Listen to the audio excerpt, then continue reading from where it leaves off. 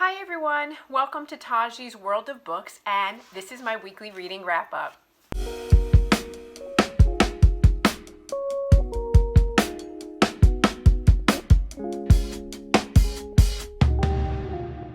Hi everyone, welcome back, and today it's my weekly reading wrap-up, and this is where I review all the books that I read for this week from Thursday to Friday. And this week I read 9 books. And I did something a little bit different in that I pre-filmed a couple of clips of 2 books in a trilogy that I already read. So I'm going to try and insert those into this review and we'll see how that goes. Okay, so the first books that I'm going to review are the Mary E. Peterson, and this is the Remnant Chronicles. And the first book that I read was The Kiss of Deception, and this is one of the clips that I filmed earlier for you, so I wanted to make sure that I got my thoughts about this while it was really fresh. So I'm going to go ahead and insert that clip now. So this is The Kiss of Deception. It's part of the Remnant Chronicles. It's written by Mary E. Pearson, and it's a YA novel that I think was really well done. It's the story of the first daughter of the House of Morgaine. Her name is Princess Leia. The story starts off with her preparing for her upcoming wedding, and she's having this ceremonial tattoo that is being put on her back by her mother and the other princesses and ladies in waiting in the court. And she is prepared to leave to go and marry the prince of an allied court. And she has never met him, and she's very opposed to this, and she doesn't want to do it, so she runs away. And that's where the story takes off. So fast forward in the book, you then meet a prince, an assassin, and their names are Rafe and Caden. You don't know who is who. They track her down somehow, and she interacts with both Rafe and Caden.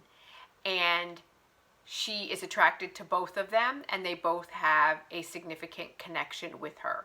She knows that there's a bounty for her life because she basically threw away this opportunity to unite their kingdoms, and this is a big deal. She's made her father look bad, and now the 2 kingdoms that were at war with each other, which were supposed to be then at peace because they were uniting their houses by marrying the prince and the princess from each kingdom, are now at odds with one another and opposed to one another. So this is not a good thing that she's done. And so the whole story is you trying to figure out which is the assassin and which is the prince and how it's going to work out. She does fall for one of them. And it's captivating and it keeps your attention. I gave this a 4 out of 5 star. It's a romance for sure, but there is no passion or there's nothing that happens in here because it is a YA book. But nonetheless, it's a sweet story, and it's really, really cute. And it's nice to have a palate cleanser after having read so many dark romances and so many things that are so in-depth. So this is definitely worth a read. And also, I did the same thing for the second book, which is The Heart of Betrayal. That's the second book in the series where the epic drama and battle continues. So I'm going to go ahead and insert that clip here as well so you can hear my immediate thoughts on this book. So I'm not going to tell you too much because I don't want to spoil it, but you do know that there is an assassin, there is a prince, and then there's Leah, and the 2 characters that play the assassin and the prince, you don't know which is either Rafe or Caden. And so now we pick up in the second book where Leah is whisked off, or basically stolen into a far away barbarian kingdom. And so she's in the kingdom of Vendon, and Vendon there's treachery, there's lies, there's deceit. You don't know who's lying, if it's Caden who's lying or if it's Rafe who's lying. You don't know who's honest and who is truthful and who is out for treachery. And it's all about 2 kingdoms vying for power, and 2 kingdoms that are trying to either come together and work together. So who's on whose side? So there's a lot of intrigue. You definitely know that there's a lot of sacrifice. for freedom. So one party, either the assassin or the prince, is sacrificing their freedom in order to keep Leah safe. But Leah, again, is like, I don't need to be kept safe because I have this supposed power within me that allows me to predict the future. So she's getting all of these prophecies that are coming at her, and she doesn't really believe that she has this power. She is prophesied to be the first daughter of Morgaine and therefore should have this power, but she doesn't believe she has it. And others do believe and don't believe that she has it, and that either gives her more power and makes her at a like in a position of bargaining power or not. So overall, this story is really good. Considering it's a YA, it is a love story nonetheless, and you don't know whose attention she is seeking and desires and whose attention she doesn't want. And so there's a lot of affection coming at her from various different directions. And so you just are on pins and needles. And you don't need smut in order for it to be passionate and in order for it to be compelling. And it is really, truly a compelling story. I have to say that, you know, we definitely have the introduction of a villain in this story, and the Commissar is the villain in this story. And part of you don't know, is he a villain? Is he not a villain? Is he working towards greater good? Does he have secrets that he's not revealing that we want to know or we should know? So overall, like, they just did a really good job with this. And so I give this a 4 out of 5 star. It's a good read. I enjoyed this book more than I did the first book, because obviously you're more into the story and you're more invested in the characters and you know more about it. And so, you know, again, if you love a good fantasy world building, kingdoms vying for power, intrigue, lying, deception, Game of Thrones-esque type situation, she's delivering all the way. So far I'm into it. I am reading the final book right now, and that is The Beauty of Darkness, and I'm about 20% in and I'm enjoying it and it's going well so far. So I will do my final wrap up on that one at the end of the week so you guys can see what I think about that and decide if you want to check it out. But I recommend that you should read it because it's definitely a refreshing take from all the dark romance and all the heavy duty stuff, and just to kind of get whisked away in this whimsical land. So I really am enjoying it. So I hope you do too. And then my final conclusion of the Remnant Chronicles is The Beauty of Darkness, and this is the wrap-up to the story. And here, you know, it's really interesting because I was watching a video by Jen on the Book Refuge, and she was saying how she gets really tired. I don't think it was on a video. I think maybe it was like on a Instagram post or something. But at any rate, she was saying that she gets really tired of the third act drama that occurs in books. And I was like, when she said that, I was like, what? The third act drama? I don't know. And then sure enough, in this book, they totally did it, where everything was going along well, and the couple that you were rooting for was together, and things were happening, and then all of a sudden, insert third act drama. Everything's hauled. And I was like, what? How do you do this? Like, don't, you know, like, we need to have everything resolved, and everybody needs to be working towards the same thing. But that's not what happened in this book, so it throws you for a loop. They do get a happily ever after for now type situation. Things are resolved. It all is a culmination in an epic battle where multiple kingdoms are fighting against this one evil tyrant that is trying to destroy the world. And so they did a really good job of wrapping everything up. And so she does a really good job of bringing in the passion and the romance, but it's minus the smut because it is YA.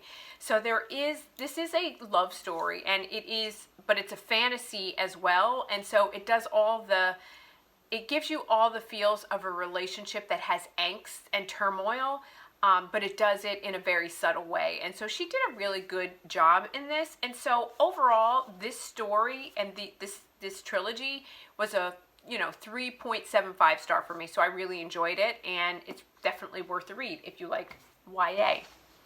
So since I was on the kick of like fantasy romance, I was like, you know what? Let me go ahead and continue with that. So the next story that I read was Phoenix Unbound, and oh my God, was I not prepared. I was so not prepared for this. They did such a, Grace Draven, I read her other books, which I can't remember. I'll put the name down here. I think it was Radiance, that's what it is. And I knew it was slow burn, and I was like, it was the first time that I ever had started reading romance and fantasy romance. Grace Draven does a really, really good job. So in this Phoenix Unbound, this is a captor-captive situation. There's forced proximity. It definitely is.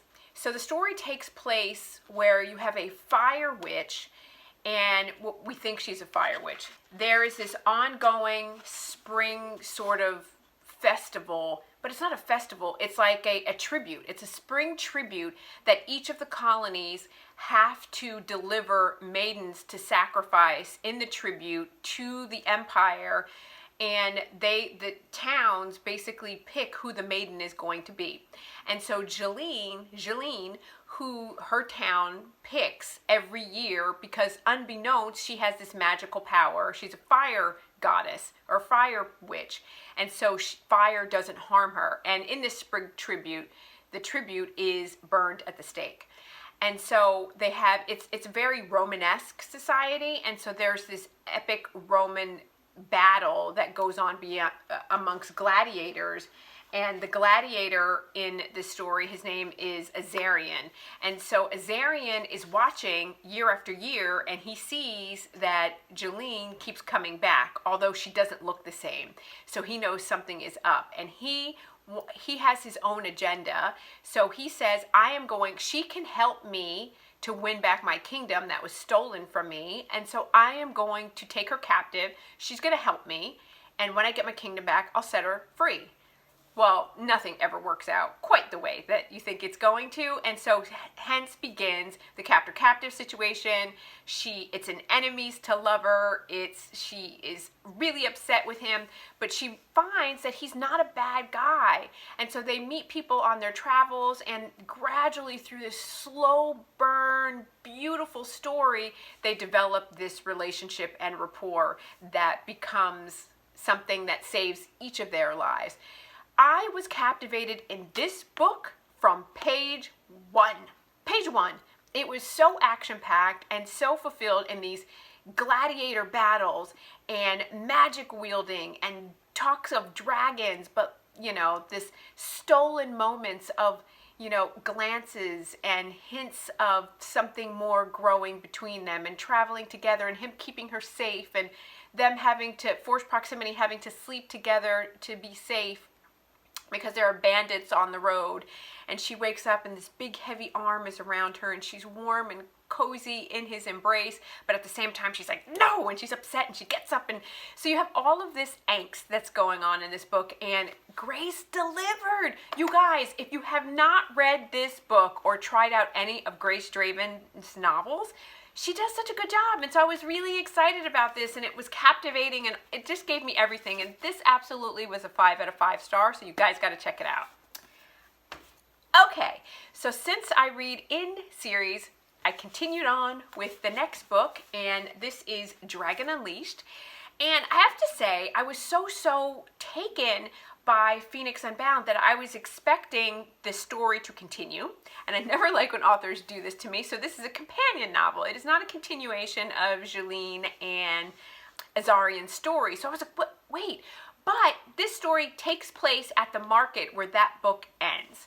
And this is then the story of they're sort of like travelers in that they're gypsies, or they're like Irish travelers, and they travel through the countryside, and they sell their wares, and they live in wagons, and they have this sort of nomadic lifestyle, if you're familiar with the Irish travelers. So they have this nomadic lifestyle, and they come upon this dragon named Malachus. But Malachus in this story, he is a draga. They call it draga, but he's hidden he's in human form, and his draga form is hidden. And the mother bone, which is a gift that was gifted to him by his mother upon her death, has been stolen from him. And so he's on a quest to find the mother bone. He needs it in order to transform, and the dragon inside him is like angsty and clawing and wants to get out, but it can't because he needs the mother bone to do that. And so he goes on this quest to find it. And of course, it wouldn't be a plot point if in the story the significant love interest, her name is Halani. And Halani's uncle is the one who comes upon the dragon bone. And he's this unsavory character, and he's making Halani do all of these things that Halani doesn't want to do, but she has to do them because she's under the thumb of her uncle. And so the story then unfolds from there. This is I'm not going to say it's an enemies to lovers because they don't, well, it is in the sense that Malekith doesn't trust humans because humans have never done right by him. And he has found humans to be evil, greedy, money hungry, deceitful, lying creatures that he wants nothing to do with. And sure enough, he starts to fall for Halani. And when the story unfolds and he figures out that they're the ones that have stolen his mother bone, he's like, you see, this is why I never let them in. They're horrible people. People are horrible. They need to stay away from them. And the story unfolds.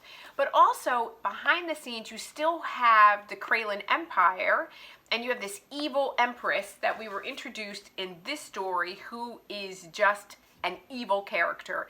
She is a sadist, and she is out to harm people. And we thought that she was destroyed in this story, and here she is back again.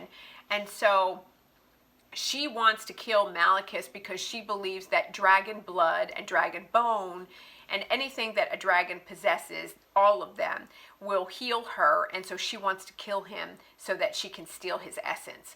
And so the story really takes place from there. And this delivered in all the ways, again, so this is a forced proximity in the sense that they're traveling together. It's enemies to lovers in that they're dispelling myths about each other.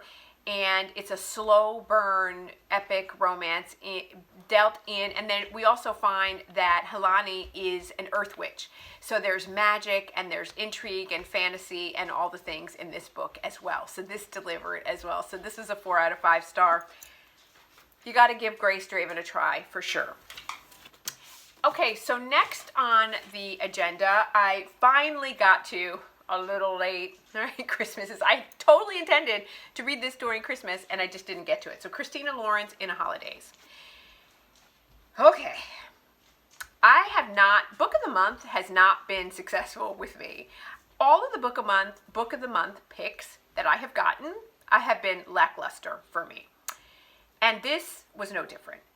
This was a rom-com type Groundhog Day situation where you have these long-time families that have been friends since college. The parents and, you know, everybody else have been friends since college, and they all come together once a year at this cabin, and they have then since had children, and their children have grown up together, and everybody's known each other, and so it's very ritualistic. Everybody does the same thing every year, and you just do it because, well, it's ritual.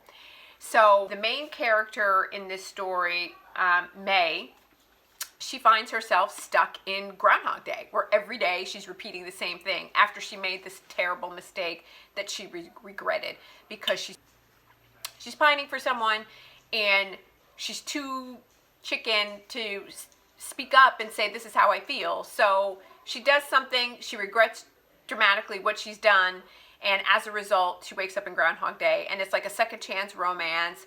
It's a second opportunity to get things right. It's an opportunity to be honest with yourself about what you want, who you are, about your job, about everything in your life. And so that ultimately is what it is. It wasn't believable to me. It didn't deliver for me. It was lackluster. I was bored. I wanted to get through it. You kind of could see where it was going. And what's the point? It was a 3 out of 5 star for me, so not so much. Okay, so then I went into, I said, you know what? After that, I got to get with my girl, TM Frazier, and I want to really get into something heavy and something deep and something dark, and I'm going to go with an MC. I'm going to go with the MC. And so she delivered for me with the King series, so let's go back to Logan's Beach and see what she's got. Well, lo and behold, this trilogy, which consists of Perversion, Permission, Perversion, Possession, and Permission, did just that. They're like short little novellas. You can literally read them in a couple hours, and you can blow through these in a day or a day and a half, and that's absolutely what I did. And I absolutely love this story. So the first book is Perversion. And so let me say this. In the first two books, check out the trigger warnings, because there is some heavy content. We're dealing with MCs, we're dealing with gangs, we're dealing with drugs, we're dealing with unsavory bad dudes that do bad things to get back at one another. And so if you're going to be triggered, this is going to do it, but it gives you all the feels. And so in the first book, I love it because he says, love is supposed to be our fairy tale. Ours is a death wish. He's like, I use her and she manipulates me. He is a gang lord, and he's the executioner for the Bedlam Brotherhood, and she's a con artist working for my greatest enemy. So this is a modern day, for me, I saw this as a modern day retelling of Romeo and Juliet, right? So you have two people who meet as kids in a fluke kind of meeting situation. He, for whatever reason, his name is Tristan. Tristan doesn't speak. For whatever reason, he doesn't speak. They both grew up in the foster care system. They both are product of abuse and neglect, and they have very, very hard lives. So they meet in a weird situation. She tricks him into taking this cat. And he takes the cat. She figures, she just hustled me. Whatever. So she goes to thank him. She goes, kiss him on the cheek. They're like kids. They're like 12 years old, something like that. She goes, kiss him on the cheek. He's 16, though. Kiss him on the cheek. He turns, and she kisses him on the lips. And sparks fly, and it's kind of insta-lovey. But they don't see each other. They start to write each other back and forth through letters, and something happens, and they don't see each other for years. And when they see each other, they don't recognize each other, and the story takes place from there. But they then find themselves in the middle of this small town in Florida that is overrun by gang violence and drugs, and it's just an epidemic. And the gangs run the town, and people don't go out after dark because it is super, super dangerous to do so.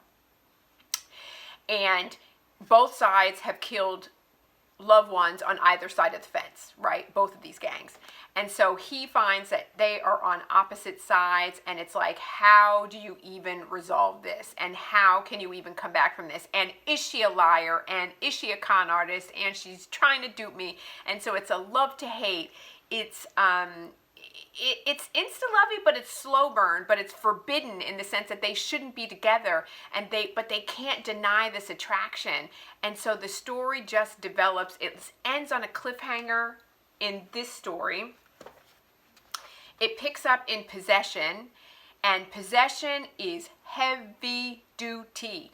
This ends in some hardcore stuff: kidnapping, assault, physical and sexual. It is heavy, but he loves her, and he is going to do whatever it takes to save her and ensure that she is not harmed. And so they have to stake a plan to ensure that he can get her.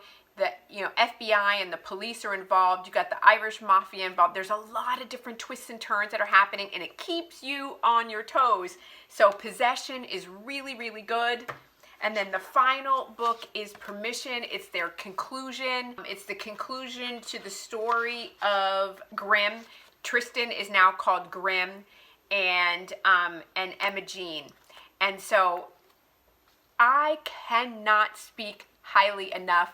T.M. Frazier knows how to write and MC dark romance, forbidden romance, difficult situations, and what you are willing to do for love, and what you are willing to do to protect the people that you love. And when you're in dangerous situations, you're working in the underbelly of society, in the criminal enterprise, that even though they're bad guys, with their family, they're not bad guys. They're just trying to survive. And so that's what she really did a good job at bringing forward in this book as well. So that is it for this week, you guys. I can tell I was super excited about what I read. And so now, as you all know, I'm going to dive into my reread of A Court of Thorn and Roses so I can get into Sarah J. Maas's next new book, her new release. So I think next week's wrap-up is going to be Sarah J. Maas. So we'll see. But thank you so much for joining me. I really appreciate you guys' support. I look forward to seeing you in my next video. And you know, I upload new videos every Monday, Wednesday, and Friday. And I will see you next time. Bye.